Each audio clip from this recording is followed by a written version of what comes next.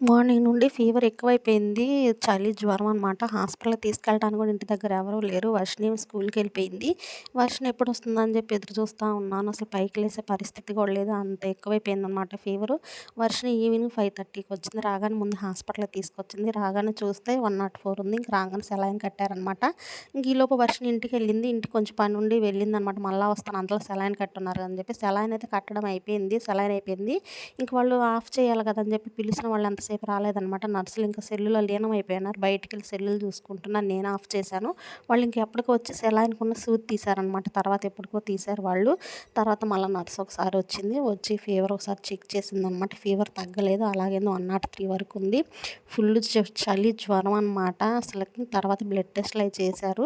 Blood తీసుకుంటున్నారు. తీసుకుని blood టెస్ట్‌లకి అయినాయి 2000 వరకు. ఇంకా ఫీవర్ కదా! ఇంక టైఫాయిడ్ అదని చెప్పారనమాట. బ్లడ్ టెస్ట్‌లు అయి చేసి టైఫాయిడ్ కొంచెం బ్లడ్ ఇన్ఫెక్షన్ ఉందని చెప్పారనమాట. నా భయం వల్ల ఏమీ లేదు.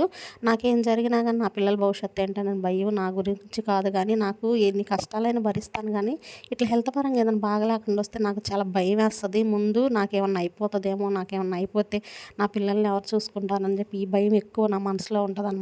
ఎన్ని కష్టాలైనా భరిస్తాను గానీ హెల్త్ పరంగా బాగలేకుండా వస్తే మాత్రం చాలా భయపడిపోతాను ముందు. ఆ భయంతోనే నాకు రోగం కూడా ఎక్కువైపోయిద్దో ఏమో తగ్గదు. Already 5 days